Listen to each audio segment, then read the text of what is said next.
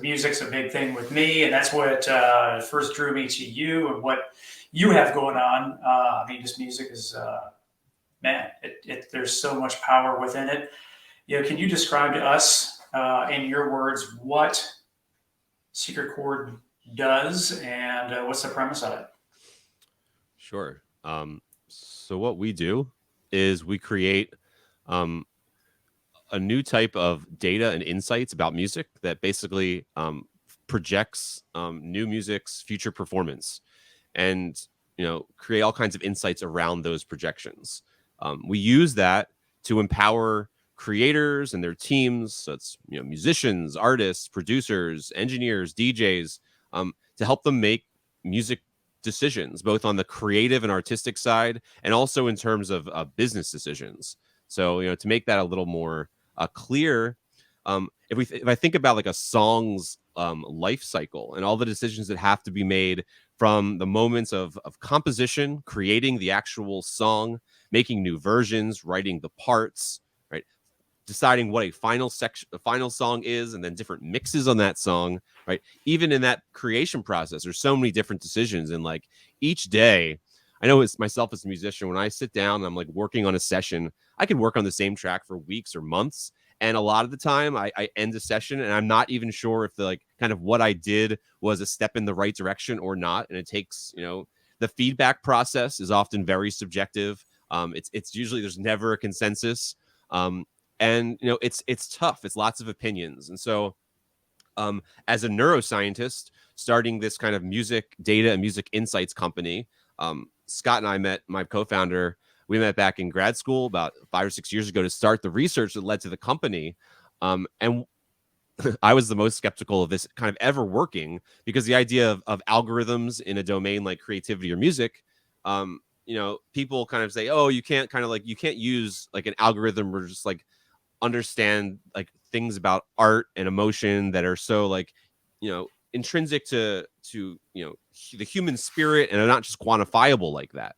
And that has been the case in lots of other kind of attempts to do something like this. But what we found in the research was that a key element to all of this is the surprise in music, and surprise across all these different components of music, from harmony and melody and rhythm and timbres and dynamics.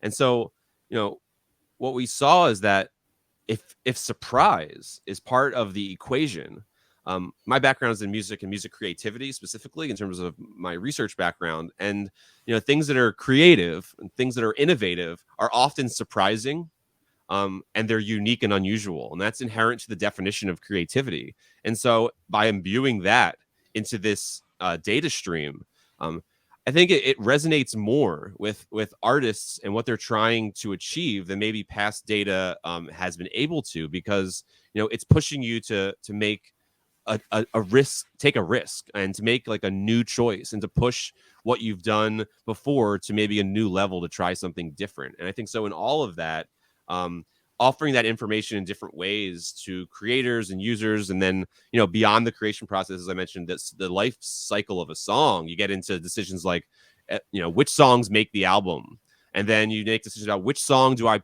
feature as my #1 promotion track that maybe I'm going to spend $50 in Facebook ads, or like Google, or where, or post that up and like make a music video and spend dollars on that. And like those and then marketing decisions too, of like, hey, we can give you feedback about what an audience in America will want to hear, but we could also say, what will an audience in France want to hear? Because the expectations and the music that, is doing well and popular over there is going to look different.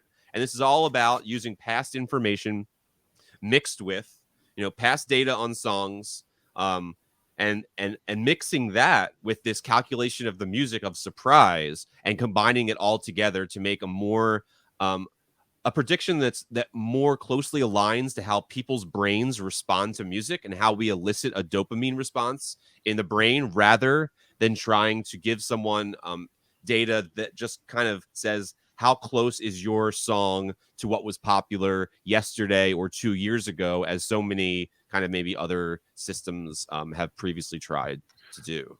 I was listening to Hot Ones, which is a hot wing eating. I love that show. I don't know how to describe it. It's like- it's an interview session Yeah. where most famous people go on this media tour, and what they do is typically they get asked the same 5 questions by just different hosts at different things. And Sean Evans created this thing with Complex, and I think the actual creator is Chris Schoenberger, and he asked famous people basically questions like you, Tim and I are asking you, but over hot wings, and the hot wings get hotter. He had Ed Sheeran on a few weeks ago, and one of the questions that he was asking, which was pretty interesting, it brought this up, was how do you select which song gets on? And he went into it, and so you guys can just Google Hot Ones Ed Sheeran, but he was basically like, what I thought was this actually was different than what so and so thought, the music group that was I guess his producer or something like that, and I thought that was interesting in the whole thing. So building that within knowing the international aspect where people might want something different is pretty interesting. You mentioned the surprise seemed to be the thing that was missing from previous analysis of a tool similar to this. It reminds me of, do you watch sports at all? Do you watch football? Yeah, big sports fan. Okay, so remember like when the BCS computers came around, and it was like this computer that's telling you like, here's how you're going to decide on the national championship game. It reminded me of something like that. So and a lot of people hated that because it was like, oh, you don't have the right people making this decision, you have a computer making this decision.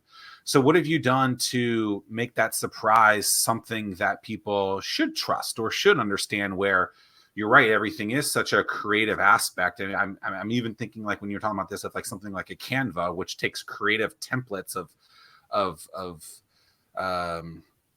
designers and tries to take away that aspect out of it. Like it's so how is the surprise getting sprinkled into this, if that was the missing piece, if you will? Sure. Lot to unfold there. Sorry to ask and you I 19 think that, questions. and while we unpack that, though, I think that part of that surprise, though, is the artistical thing. So, like, is that why generally artists that sample certain things, that resonates neurologically with the listener, because there's that element of surprise that, oh man, they sampled in this and they sampled in that. I mean, is that part of the surprise that we're talking about? Sure.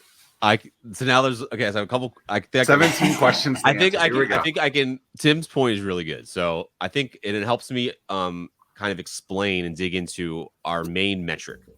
So in our research, what we basically coined and established was this term familiar surprise, right? And what familiar surprise means and why we call it that is there's 2 memory systems in our brains. This is like dual system. This is dual system theory. Daniel Kahneman and Amos Tversky, they won the Nobel Prize in terms of economics for decision making and economics for this. And it has to do with like how we process information. So we have 2 systems in our brain. We have a declarative memory system that it remembers conscious facts. It remembers events that have happened to us in the past. It remembers a sample from a song that I've heard before, as Tim just mentioned. That's system 1. That's system 2. System 1 is the unconscious system. It's our procedural memory. It's what's engaged when we're driving a car and also carrying on a conversation or changing the radio station, and we're doing it with automaticity, unconsciously. The surprise component of familiar surprise acts on system 1, on this unconscious system. So actually the surprise is beneath the layer of consciousness. And so what Dopr does, Dopr's our software, our software, is that it quantifies what was previously unquantifiable, which is basically saying we understand the music that has been exposed to a certain group of people in their environment based on, what kind of genres they like and how old they are and things like that, and can estimate this ideal or optimal level of surprise in the music for a bunch of different music features. It started in harmony. That's where Scott and my research began as doctoral students, where we looked at past music and looking at these patterns of surprise. Part of that, which really cool to unpack this a little bit for you, Zach, is that to kind of understand how surprise is happening, is that it's not just something that's static. It mirrors how culture evolves. Music is part of culture. And over time, what we found was that just in terms of harmony, that we looked at Billboard charting songs in that research, both over about 60 years. So from 1958, from Johnny Be Good up through Old Town Road, 2019. And what we saw is that over these 25 year periods, you see more and more surprise being needed in the songs that kind of reach the top, or reach the top quartile of Billboard charting songs, is how we had defined it. And so these patterns of surprise can basically be modeled over time, and they're constantly evolving. And in order to have a certain amount of surprise, what that means is that you are doing something in a piece of music, an artist or a creator or the producers, whoever making those decisions. There's a certain amount of innovation and novelty that is required, and really helps a song compared to other songs raise its hand and say, this is the one that should get the most attention. And you see that in the Billboard charts, which is where the research started. But what's really cool about Secret Chord, I think the work that we're doing, is it's all about going deeper for us. So the research started with Billboard charting artists, but what was great for us was last summer we did some pilot tests with like Universal Music and a bunch of other record labels and music distributors and publishers. And what we saw was that we scaled the research all the way up through the kind of the very recent past, where we were looking deeply at the past 3 to 5 years of music. And we saw that these same patterns of surprise that were, predicting success of the Billboard songs were also predicting overperformance of songs for, much smaller artists.